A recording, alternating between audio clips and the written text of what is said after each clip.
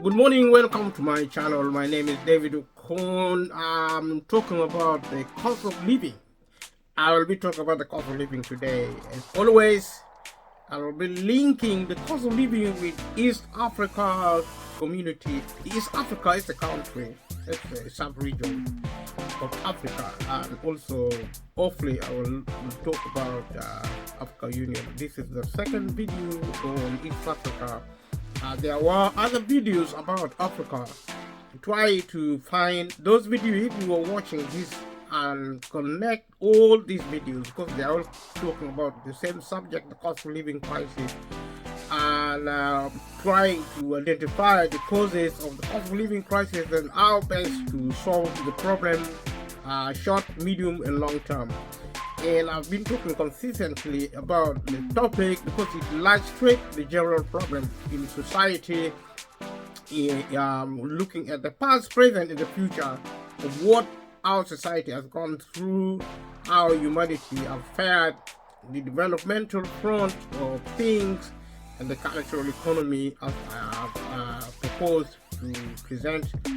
And cultural economy is about paying attention to humanity and valuing humanity, respecting individuals and groups, respecting others, respecting self, and their spaces, their property, and this, in my opinion, is a side of a humanitarian factor to progress, compared with or complementary to developmental plane of progress, which I referred that developmental economy.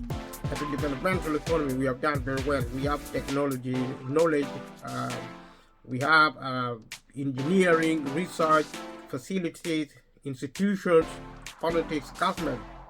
We have these systems, the system of wealth, system of power, system of governance, including laws, policy, and processes.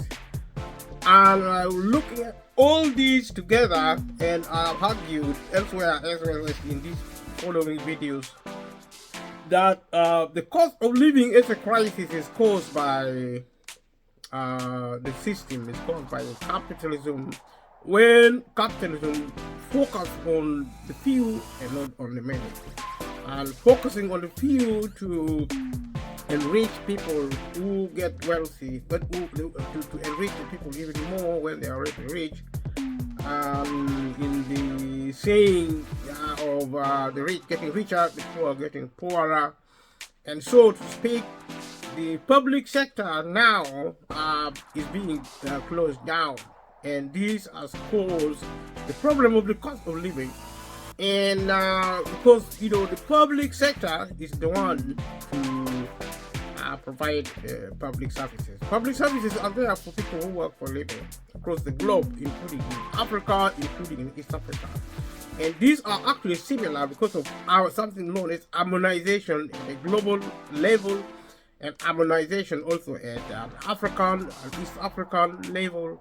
And East African are actually composed of different countries. If you watch the first video on East Africa, you'll find that out. And every time I record a new video, I do an introduction so that people understand roughly what I'm talking about. And so let us talk about Africa, East Africa. We'll talk about the ancient history of Africa, and I will be providing interludes to contextualize the conversation in terms of the main topic, the cost of living crisis. And we'll talk about the whole of Africa and African history, the history of East Africa. Djibouti, Eritrea, Ethiopia, Somalia, and the Red Sea coast of South Sudan are considered the most likely location of the land known to the ancient Egyptians as Punt. The Old Kingdom's first mentioned dates to the 25th century BCE. The Old Kingdom first mentioned dates of the ancient Puntites were a nation of people that are close relation to the Pharaonic Egypt during the times of Pharaoh Sahure and Queen Hatshepsut. The kingdom of Aksum was a trading empire centered Eritrea, centered around Eritrea and northern Ethiopia.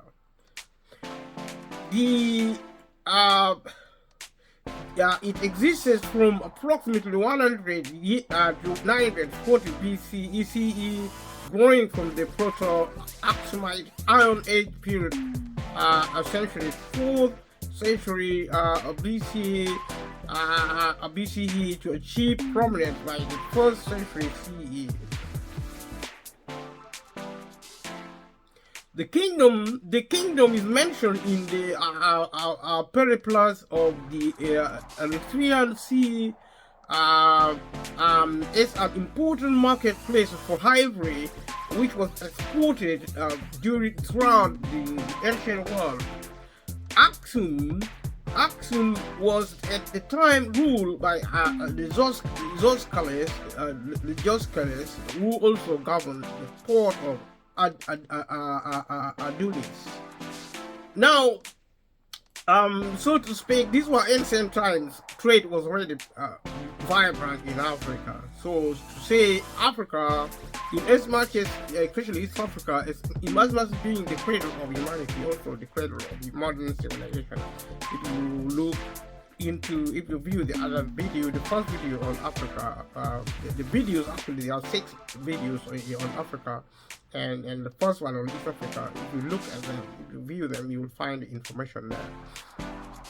So the state also established its hegemony over the declining kingdom of Kush and regularly entered the politics of the kingdoms of the Arabian Peninsula, eventually extending its rule over the region with the conquest of the Emirate kingdom. Bantu expansion. The Bantu presumably are the largest single group across Africa, but particularly in East Africa. We look at the expansion of the Bantu expansion and the expansion further of the Bantu people in history between 2,500 and 3,000 years ago. Bantu-speaking peoples began a millennium-long series of migration eastward from their homeland around southern Cameroon. This Bantu expansion introduced agriculture into much of the African Great Lakes region. During the following 15th century, the Bantu slowly intensified farming and grazing overall suitable regions of East Africa, in the process making contact with the Austronesian, the Arab-speaking settlers on the southern coastal areas. The latter also spread Islam to the coastal belt, but most Bantu remain African traditional religious adherents.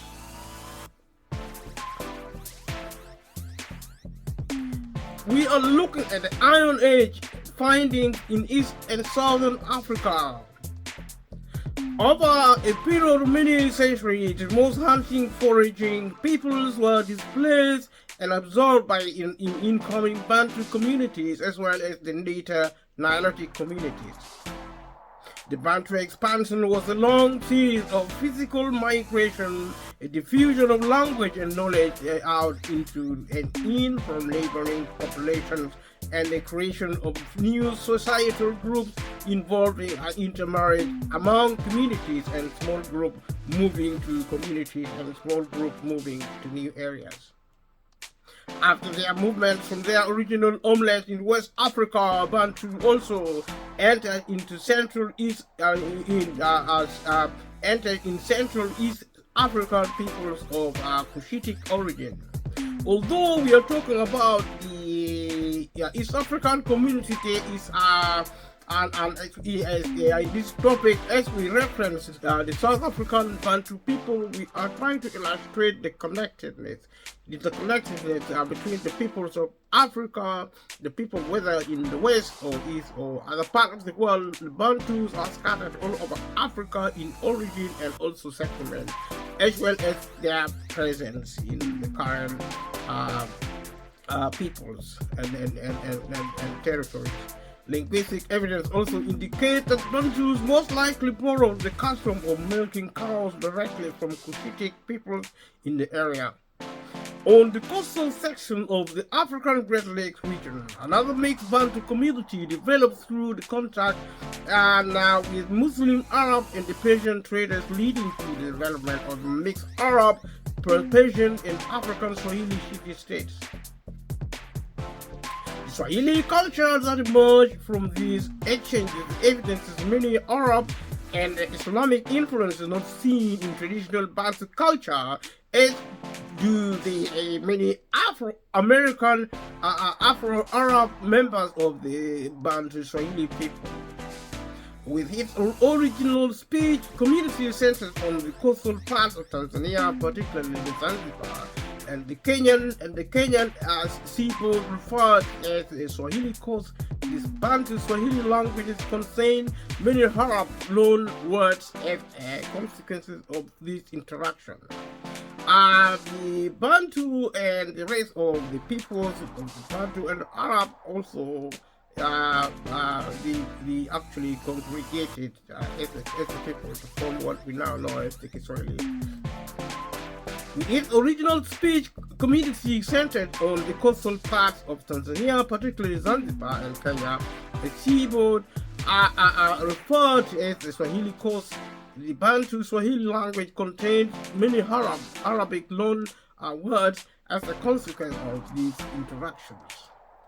The earliest Bantu inhabitant of the east coast of Kenya and Tanzania encountered by these later Arab and Persian settlers have been variously identified with the trading settlement of Rafta, Azania, and Menothias, referenced in the early Greek and Chinese writing from the 50 CE to the 500 CE, ultimately giving rise to the name of Tanzania.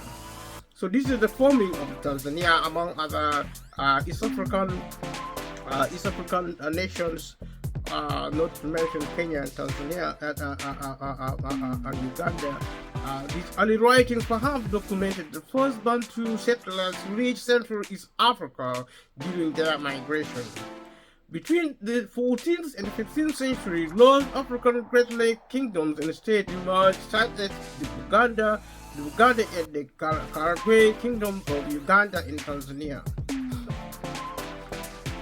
So the background in history provide authentic material to illustrate that East Africa was settled well before colonialism and civilization. Modern civilization was already taking place there when the British and the Europeans conquered not only East Africa but the rest of Africa.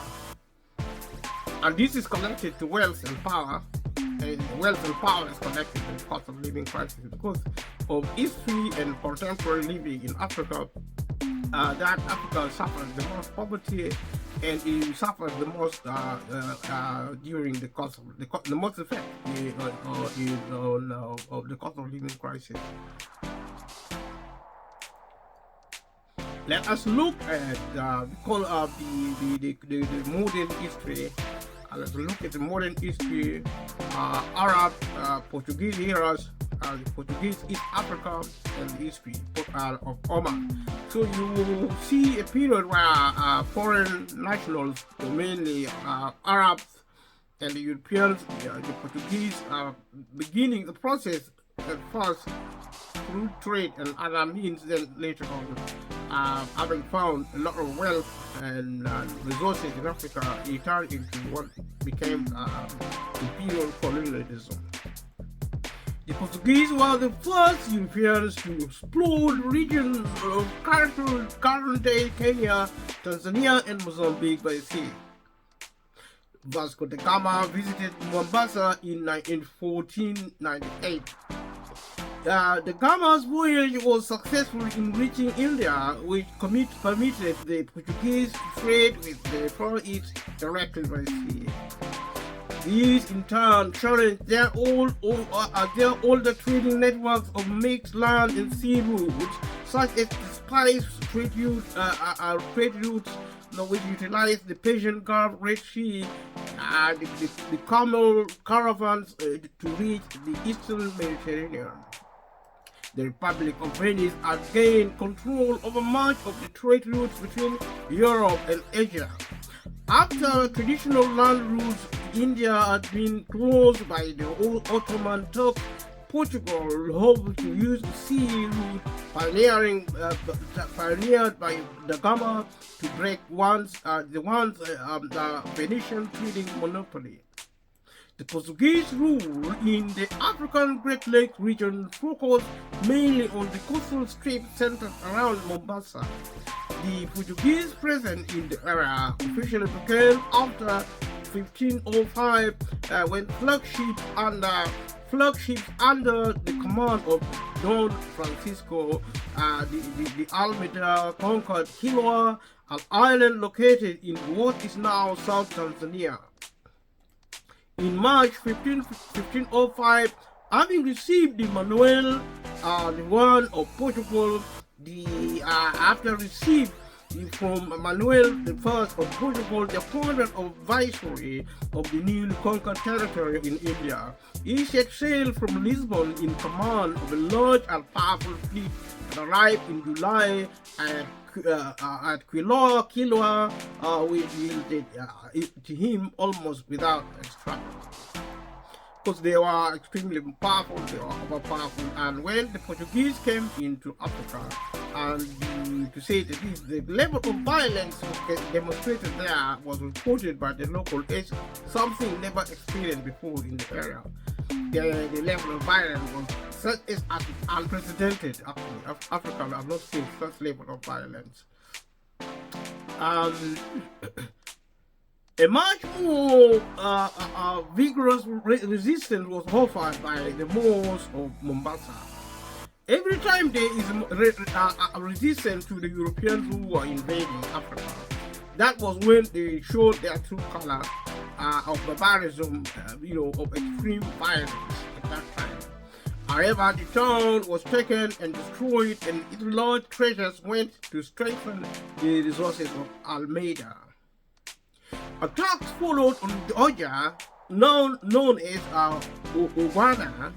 Ungwana, located at the mouth of the Tana River. Barawa, Agoche, Pate, and other coastal towns until the Western Indian Ocean was a safe haven for Portuguese commercial interests. So it was actually in the interest of trade, mainly. So there was force and violence. There was no peace. It was actually very ancient, very barbarian in their approach.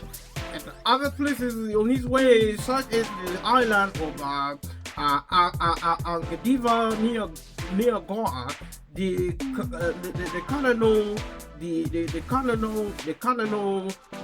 Portuguese built forts and adopted measures to secure the Portuguese supremacy. Portugal's main goal on the Swahili coast was to take control of the spice trade from the Arabs. So this is evidence that modern civilization was created on blood, and this is consistent with my proposition that because the violence still continues now in different ways, in something called neo-colonialism, where the Europeans are starving Africa of financing, of resources. Every leader elected under something called the democratic process. Every leader set by Africans is destroyed by the Europeans and the rest of the world. Today this is the nature of relationship between Africa and the developed world, and that's why Africa has never been able to get out of the bondage of the European, as a continent, it has remained dependent on the Europeans indirectly, and there has been a lot of dishonesty about Africa. There is lying about Africa, that Africa is attaining its independence in the island, because it has been under the grip of their post-colonial master in terms of the economy, culture, and all the rest of it. And so at this stage, the Portuguese presence in East Africa served the purposes of controlling trade within the Indian Ocean and securing the sea route linking Europe to Asia. Portuguese naval vessels were very disruptive to the commerce of Portugal's enemies within the Western Indian Ocean, and were able to demand high tariffs, and items are transported through the sea due to their strategic control of ports and shipping. It was theft, robbery at industrial scale. And that was what was happening at that time. There was extreme lawlessness, or perhaps to say there were some laws for some people and others actually above the law, doing whatever they like. And that has been the issue of Africa or anywhere colonized by the Europeans. The construction of Fort Jesus in Mombasa in 1593 was meant to solidify Portuguese hegemony in the region, but their influence was clipped by the British, Dutch, and Omani Arab incursion into the Great Lakes region during the 17th century. Culturally and socially, the colonialists then used religion first to pacify, to put people into sleep. That's why faith such as Islam and Christianity operating in Africa today has been the product of forceful imposition, and outside the actual worshipping of God doesn't exist very much beyond maybe people who are individually now committed to faith. And the reputation of Christianity and Islam has been toxic, has been very, very detrimental to civilization not only in Africa but across the globe. Religion has been used for evil as for good, and we see even in Europe, there is every war, even probably the war between Israel and Gaza is actually religious based. Israelis are mainly Judaist. They are Judaist, and the Gazans are actually Muslim Islam. So the problem continues. The culture continues to throw that into the face of modern societies. And until we correct that, there will be no peace. There will be a continuous violence. The cost of living is a feature of this type of violence. It's a financial violence. It's a conspiracy, if I should say so. If it is not, leave a comment below and let me know what it is. It is a conspiracy to keep the majority of the population poor willfully, so that they are not a threat. They don't provide threats to the ruling class, who are the multi-billionaires and the multi-billionaires, to maintain the status quo of wealth control, wealth and power control. The construction of Fort Jesus in Mombasa, what I would say, from here, looking at this material, looking at this material, the Omani Arabs pose the most direct challenge to the Portuguese influence in the African Great Lakes region. By this time, the Portuguese Empire already lost its interest on the spice trade sea route due to the decreasing profitability of that business. Because you see, if you lose power, you lose business, you lose economy. That's the whole point. Because you see, the building of wealth, the building of capitalism was actually done not peacefully, but by force, dictatorship, militarism, and a lot of killing, destruction, and oppression, and slavery. So this is an offense in history which hasn't been corrected at all in modern times. Until a correction is done, there will be no peace at all. The Omani Arab colonization of the Kenyan and the Tanzanian coast brought the once independent city-states under closer foreign scrutiny and domination than was experienced during the Portuguese period. So in other words, the Arabs were worse than the Portuguese in terms of controlling East Africa.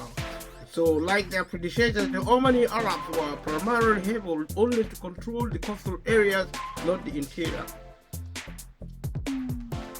However, the creation of clove plantation intensified in the intensification of the slave trade and relocation of the Omani capital to Zanzibar in 1839 by Said had the effect of consolidating the Omani power in the region.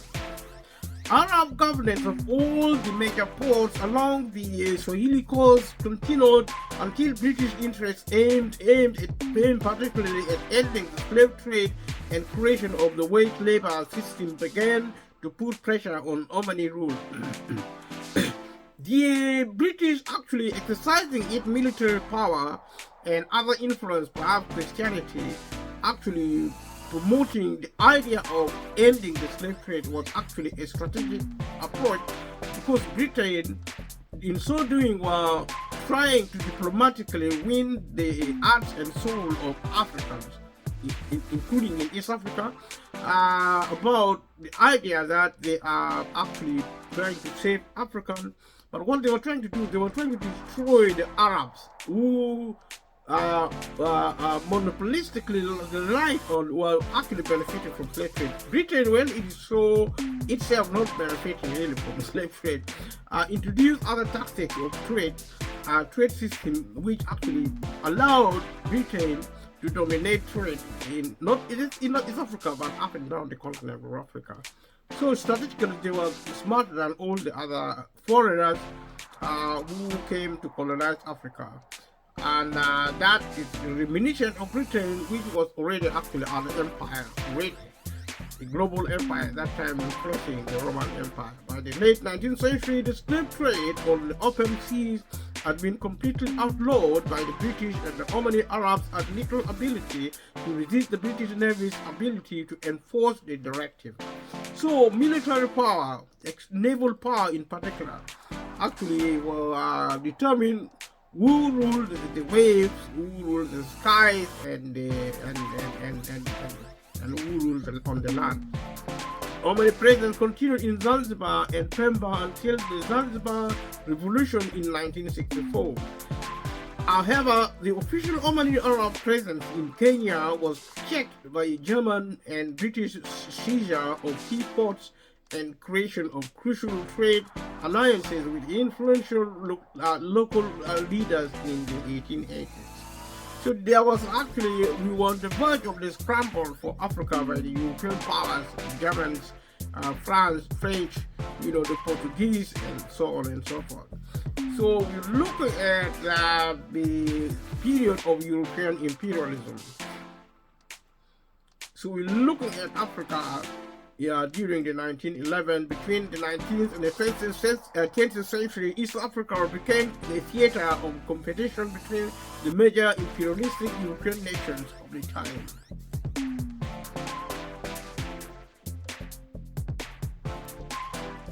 So, as we can see, this is a story repeated across Africa. The three main colors of the African countries were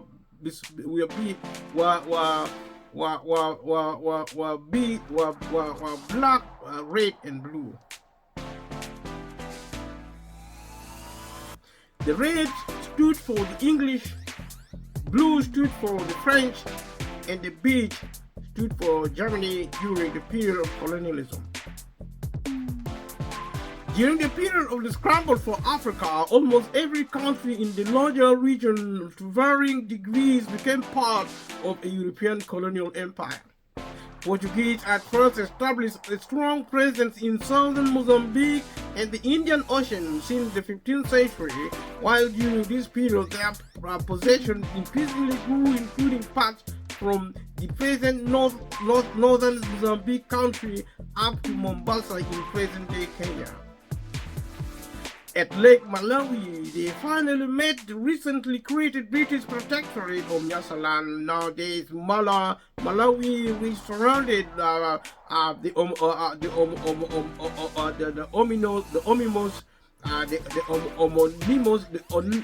homonymous lake on the side, leaving the Portuguese the control of Lake's eastern coast.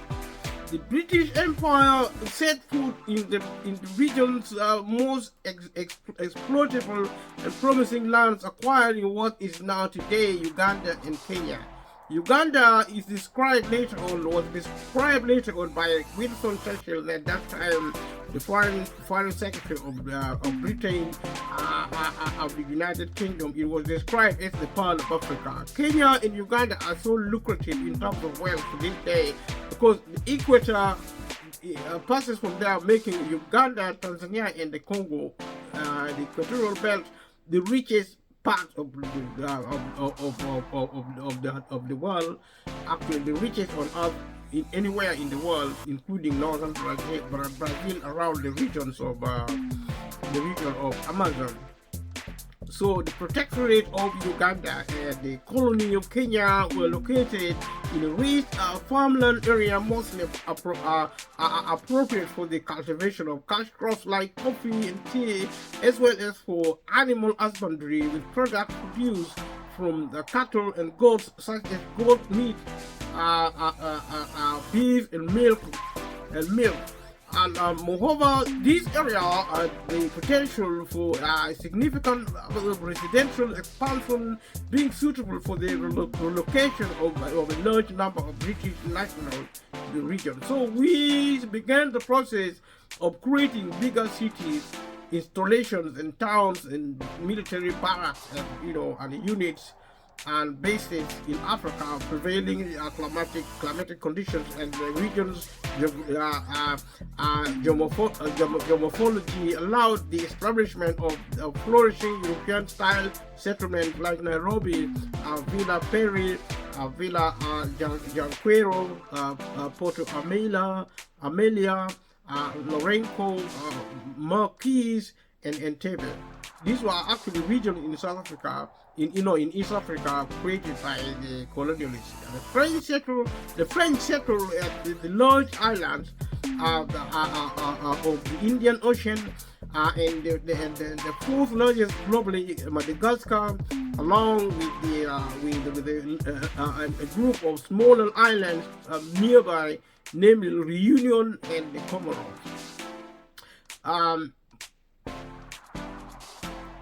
So Madagascar became part of the French colonial empire following the military campaigns against the kingdom of Madagascar, which it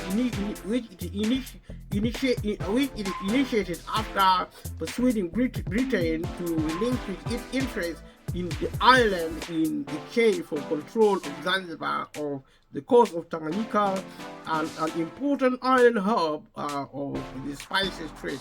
So if you're looking at now the European processing Africa for parceling out, for the dividing, like as if you would divide the spoil of war. The German Empire gained control of a large area named German East Africa, comprising present-day Rwanda, Burundi, and the mainland part of Tanzania, named Tanganyika at that time.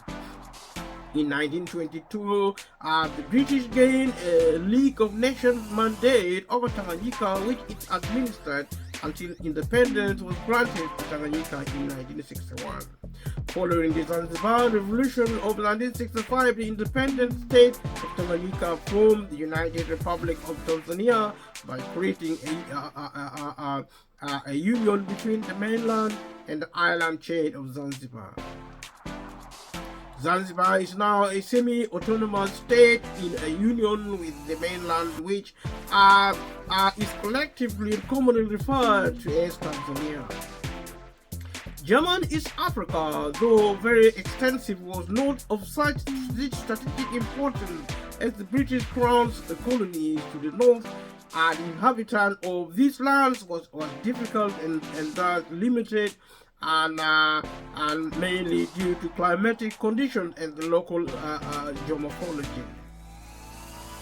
Italy gained control of various parts of Somalia in the 1880s. The southern free-fourth of Somalia became an Italian protectorate, Italian Somaliland. Meanwhile, in 1884, a narrow coastal strip of Somaliland became under British control, British Somaliland. The Somaliland Protectorate was just opposite the British colony of Aden on the Arabian Peninsula. With these territories secured, Britain was able to serve as gatekeeper of the sea lane leading to British India. In 1890, beginning with the purchase of the small port town of Asep from a local sultan in Eritrea, the Italians colonized all of Eritrea.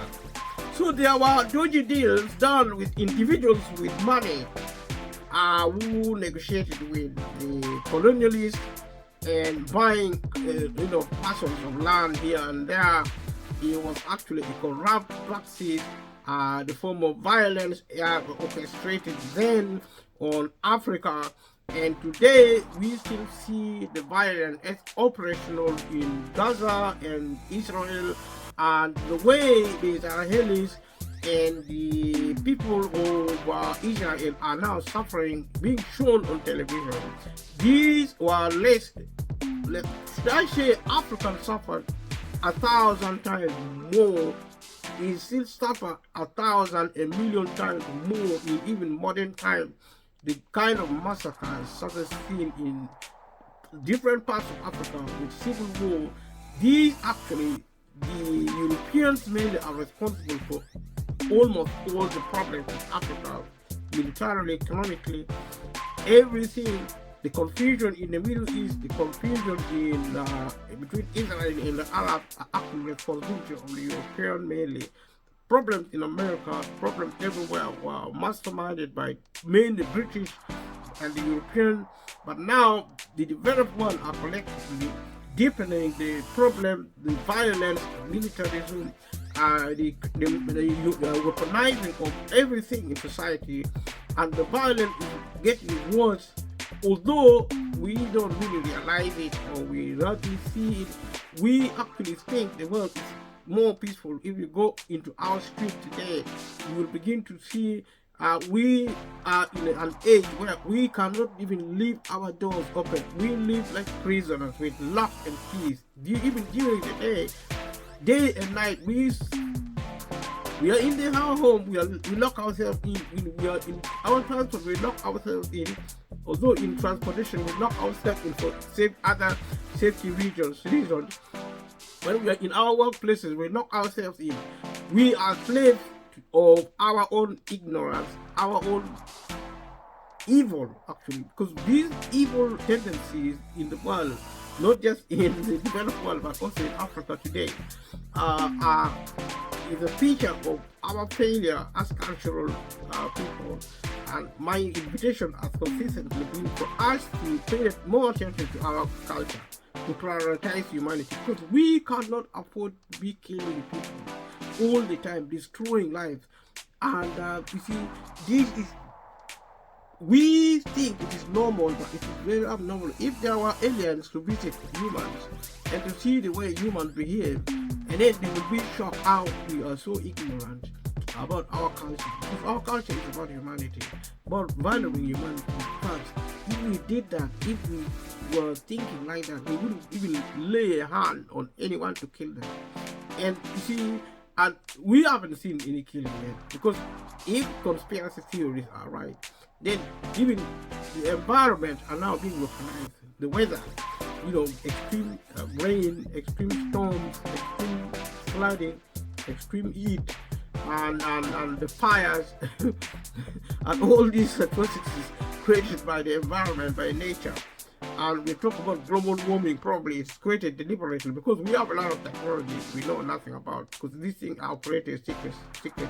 If there are conspiracy theories, then it's because they are probably justified to be curious. Let me continue to look at this material in the 1895 from bases in Somalia and Eritrea. The Italians launched the first Italo-Ethiopian war against the Orthodox Empire of Ethiopia. By 1896, the war had become a total disaster for the Italians, and the Ethiopia was able to retain its independence. Ethiopia remained independent until 1936, when, after the Second Italo-Abyssinian War, it became part of Italian East Africa. The Italian occupation of Ethiopia ended in 1941 during World War II as part of the East African campaign. The French also staked out an East African outpost on the route to French in Indochina.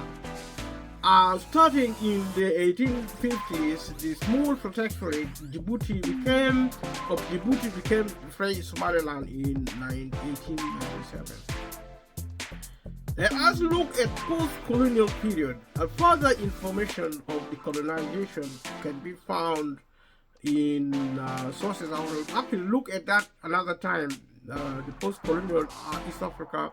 I will also look at the climate of East Africa. We will look at that East Africa as a diverse climate change that consists of hot, dry desert regions, cooler and islands. I will look at that again. Popular depiction. There are movies that have depicted East Africa. In various forms. 7 days in Entebbe, the last king of Scotland out of Africa, Queen of Katwe, the constant gardener, Hotel Wanda, the Good Lie, and Captain Phillips are a few of the critically acclaimed movies. In the video games Anno 2 and Anno 3, East Africa is one of the central locations for the campaigns. These are some of the reviews where artists and and other group of industrialists and artists are trying to tell the story of Africa. So we're going to look at culture, we'll look at architecture, clothing, cuisine, and we will also look at music and religion, and from different parts of Africa. And we're going to look at languages mainly in East Africa, actually Swahili, but we'll look at that in the whole of Africa and the Nile Valley. Afroasiatic languages predominate, including languages of the families Cushitic, such as the Beja, Oromo, and Somali, Semitic, such as Amharic, Arabic, and Tigrinya, and Omotic, such as the Woloita branches. Like I said, I will find time to look at this material another time. In the African Great Lakes region, Niger, Congo, languages of the Bantu branch are mostly widely spoken. So among these languages are Kikuyu, Loya, Kinyarwanda, Kirundi, Kisukuma, Luganda, and many others. Swahili, with at least 80 million speakers, the first or second language, is an important trade language in the Great Lakes area. It has official status in Tanzania, Kenya, and Uganda. Nilotic languages such as Luo, Kalenjin, Maasai, and Nue are spoken in lesser numbers, primarily in the African Great Lakes and the Nile valleys. Indo-European languages such as English, French, Portuguese, and Italian remain important in higher institutions in some parts of the larger region. So we'll look at this information briefly. Demographics. Further information, we will look at Africa's demography as briefly as we can, East Africa has an estimated population of 260 million in 2000. This was projected to reach 890 million by 2050, with an average growth rate of 2.5% per annum. The 2000 population is expected to quintuple over the course of the 21st century to 1.6 billion as of 2100 UN estimates as of 2017. The more the merrier in Africa. I'm not critical of population increase in Africa at all, because so many people are dying and we need human resources in Africa to do research, to learn, to build African-based technology, like computing, internet. We need our own internet. We all need something we control in terms of technology and development. And also our own system of education. We need to really be able to gain independent in terms of development, because otherwise we are going to be swallowed up by the rest of the world. So we're going to look at architecture. We're going to look at ancient, medieval.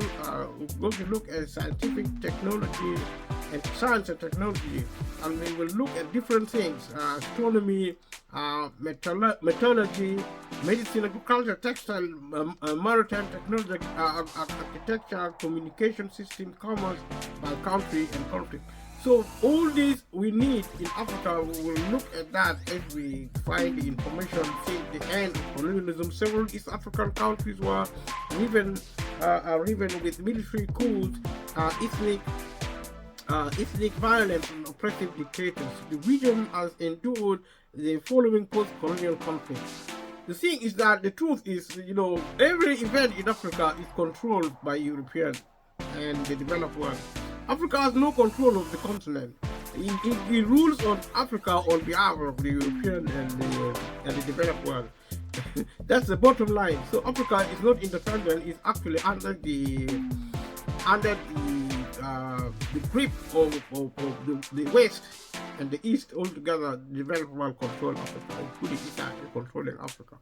So we're looking at a conflict, especially in northern East Africa, all of Africa, Ethiopia, civil war between 1974 and 1991, Eritrean War of Independence 1961 to 1991, Ethiopian War 1998, 2000 Ogaden War 1977, 1977 to 1978, Djiboutian Civil War 1991, 1994, Somali Civil War 1991 to 2009. So you go see Northeastern African Sudan, first Sudanese Civil War, second Sudanese Civil War, Sudanese nomadic conflict, war in Darfur, the 2023 Sudan conflict, South Sudan, second Sudanese Civil War, 1983 to 2005, internal conflict, internal political ethnic conflict in 2011, ongoing. South Sudanese Civil War 2013 to 2015, Southeast Africa, Burundian Civil War 1993 to 2005, and the genocide of Hutus in 1972 and genocide of Tutsis in 1973. In 1993, Ugandan-Tanzania War of 1978 and 1979, Ugandan Bush War 1981 and 1986, Lord Resistance Army insurgency in Uganda, South Sudan and Democratic Republic of the Congo, ongoing Rwanda Civil War 1990, 1993, the Rwandan genocide against the Tutsis, Zanzibar Revolution 1964, outside Southeastern Africa, the Southeast African participation, First Congo War 1996 to 1997 and the Second Congo War 1998 in 2000 to 2003, Kivu conflict, Laurent Nkunda rebellion. Kenya has enjoyed relatively stable governance. So therefore, Kenya is probably one of the most developed countries in Africa. Probably, we would even venture to say it's probably the most developed in terms of the financial system, economic system, but also there is the dangerously futile financial and economic violence in Kenya, And if you see the Kenyan poor, you will be shocked how poor they are. And if you see the wealthy Kenyan, you will also be shocked how Kenyan are. It's almost like the situation repeated in Africa, and this is consistent with our discussion of the cost of living, and also asserting that capitalism is responsible for the cost of living crisis, because with capitalism you have the few who are actually super rich and the majority being super poor, and some people in the middle who are feeling good but they are still poor. Our politics have been turbulent at times, including the attempted coup d'etat in 1982 and the 2007 election riot. Tanzania has known stable government since independence, although there are significant political and religious tensions resulting from the political union between Tanganyika and Zanzibar in 1964. Zanzibar is a semi-autonomous state in the United Republic of Tanzania. Tanzania and Uganda fought the Uganda-Tanzania War in 1978 and 1979, which led to the removal of Uganda's despotic leader Idi Amin.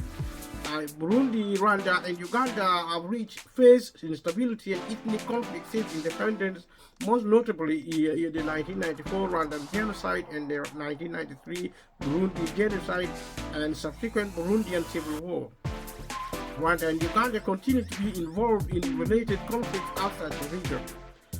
Djibouti, as well as the Puntland and the Somaliland regions of Somalia, have also seen relative stability. South Sudan peacefully seceded from the South Sudan in 2011, 6.5 years after a peace agreement ended in the Second Sudanese Civil War. South Sudanese independence was nearly derailed by the South Kordofan conflict, particularly a dispute over the status of the Abyei area, and both Abyei and South Kordofan Nuba Hills remain a source of tension between Juba and Khartoum as of 2011. Countries, capitals, and largest cities of East Africa, according to the CIA as of 2017, the countries in the Eastern Africa region have a total population of around 539.9 million inhabitants. This is actually information regarding East Africa, and we will hopefully speak specifically on certain elements that we have already looked at generally while looking at Africa. Other features of Africa, for our purpose, I think this may be sufficient to illustrate the state of affairs happening in Africa. Violence in history, in recent times, and currently, and also predictably, violence will continue. This time is going to be on the economic and financial front, involving poverty for the many and super excessive wealth for the few. And this is a theme across my presentation, which actually asserts that all these presentations assert that the inequality, the level of inequality in the new global economy is the major source of poverty, and poverty is the cause of almost the sole cause of the cost of living. And to solve that, the government needs to intervene in the economy via the public sector, providing public service for the majority, the 95% population of the world. And this needs to be done immediately. And the closure of the public sector has to be reversed. And we need more, not less, public sector to get the 95% of the population out of poverty. If you work for a living, it doesn't matter how good you feel, because you are getting credit or other support, or maybe you are being paid good decent amount of income. That is not going to be sustainable because of technology, because of other crises. Remember, as the capitalism grows, more and more sectors of the economy are going to be closed, including small and medium businesses, private businesses. When that is done, big businesses will begin to close, because see, the idea of closing business relates to whether or not a business is making profit, and there are a lot of crises in the economy. And if you are not careful, the entire economy of the globe is going to shut down, only leaving a little bit, just enough for maybe 10 or 15% of the super rich, in which case the 90 or 95% of the population are going to be excluded entirely from wealth, because the private sector is now controlling the global economy.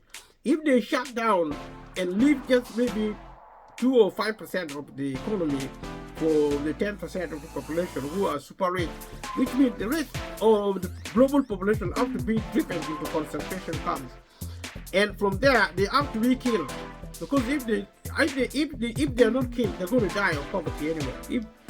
If they are put into a concentration camp, maybe underground, they're going to die there and they're going to be incinerated from there. So it's going to only leave maybe 5% of the population alive.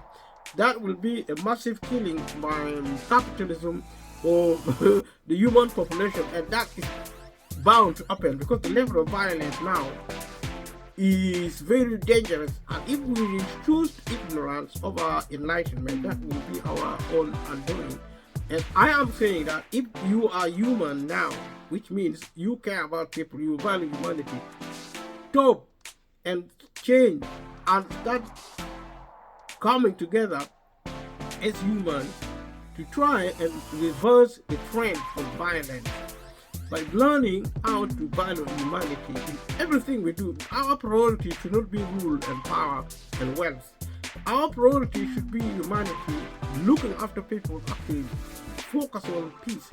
Everything we do now is a weaponization of society to destroy human. Our civilization is fine-tuned to destroy humanity, and this is the truth.